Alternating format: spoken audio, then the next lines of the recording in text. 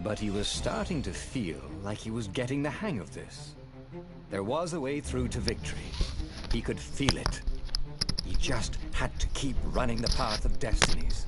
With that, the book fluttered back to the beginning, and he fell into it. The clouds parted over the Isles of Boreas. It was time to choose. The rebellion was in trouble. Ravens were scouting for the secret rebel base. They needed a game changer. Pieces of the Sky Ripper had surfaced. Or so a scholar in the mountains had told him. Surely the weapon that banished the lost gods could defeat the Emperor. Also, a temple had risen out of empty desert. The Emperor had brought the Sky Ripper pieces up out of ancient burial by his obscene rituals. Could this be where the Iblis stone was hidden?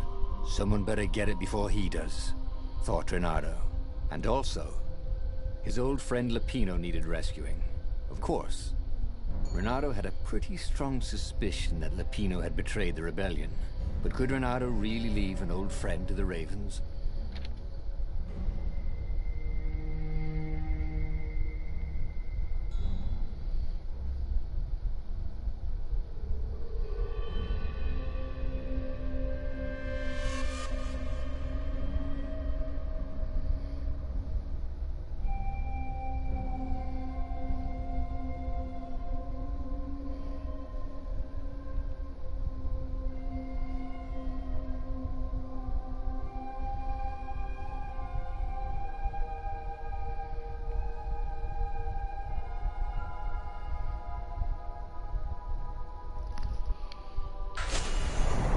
Lupino. Apparently, the Mad Rabbit had sold a Pegasus that he did not exactly own.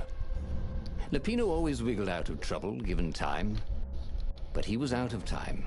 Lupino's frantic message said that the Ravens were going to kill him for being a rebel spy. And that he had a clever plan. If the fleet reached him first, they'd string him up for that. Never mind the winged horse. Or so Lupino had told him over the far speaker anyway.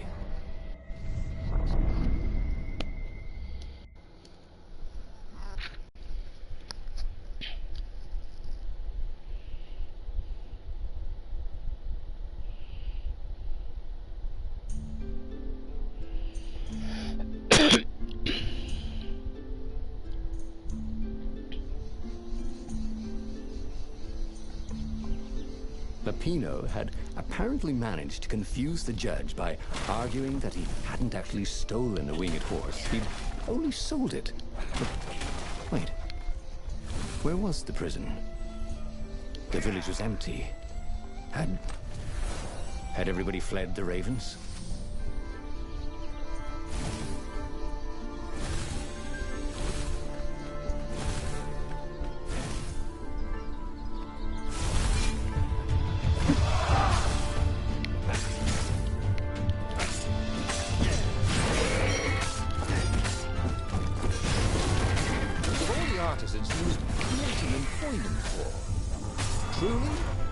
Job creator.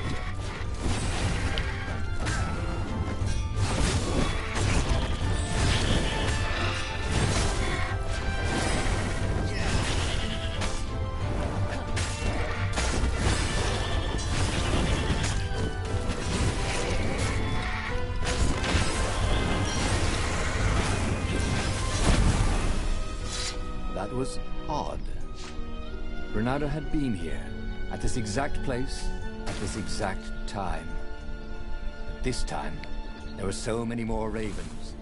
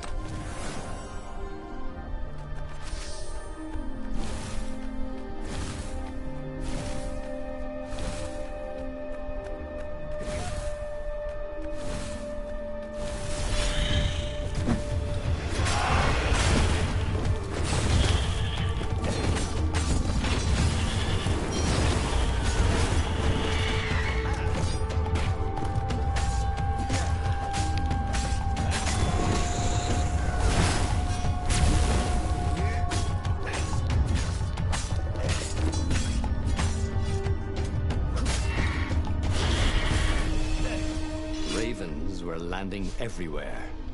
The advance guard. He'd better get moving. If they got to Lupino first, they'd eat him for breakfast. Or a snack. Ravens weren't picky. If they got hungry, they sometimes forgot to interrogate their prisoners.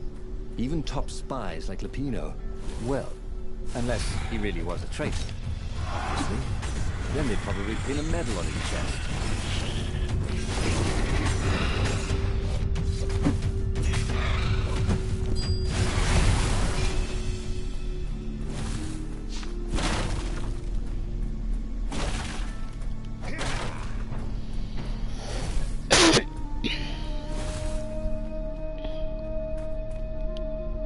Dirty and bloody, Renato finally reached Lupino.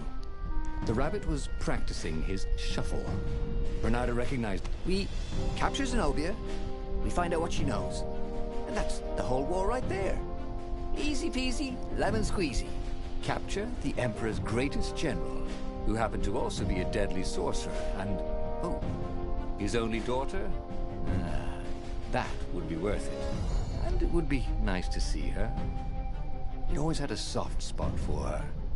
And he felt sure she had one for him.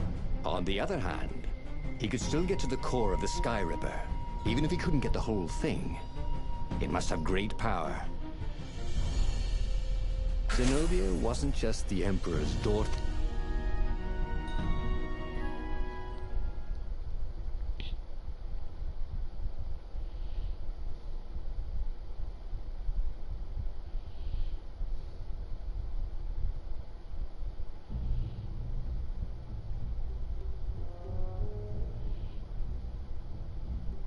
The city was already under Zenobia's control. I had to admire her efficiency. Renato shivered at the thought of Zenobia at the mercy of the interrogators. Would he really turn her over to them? But this was war. It wasn't meant to be pretty.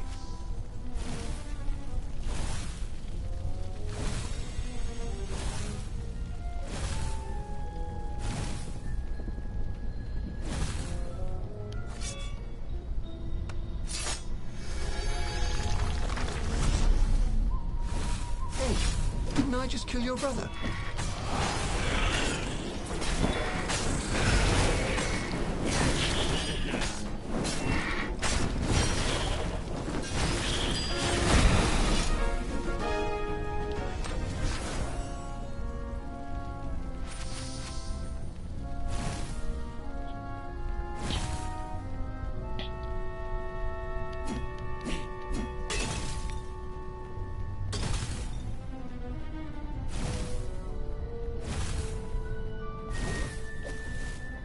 What else could you hook?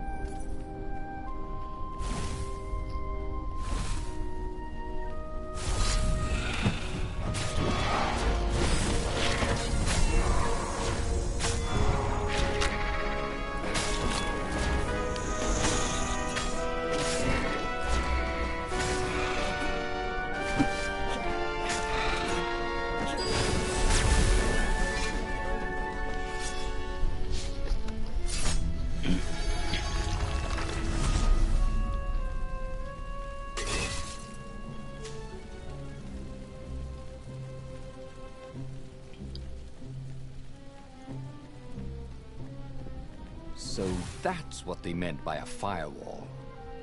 What unlocks a firewall?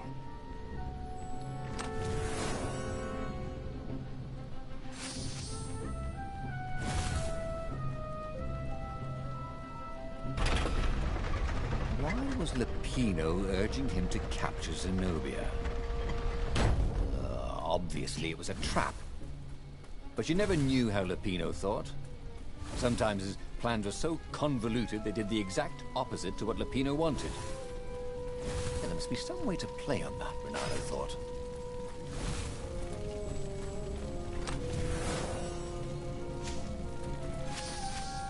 With all this ore, Renato could forge a really great sword.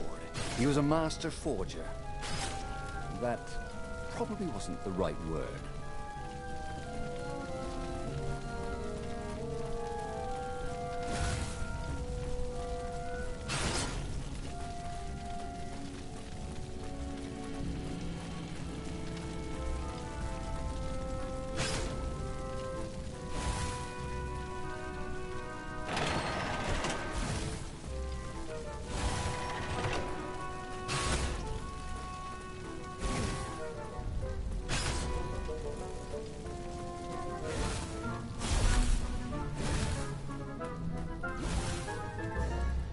So, what's this plan of yours?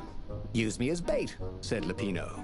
And he outlined a slightly complicated plan that involved geese, a net, setting the Farfarer a little bit on fire, Lupino dressing as an old blind toad, and Renardo hiding inside a monstrous watermelon.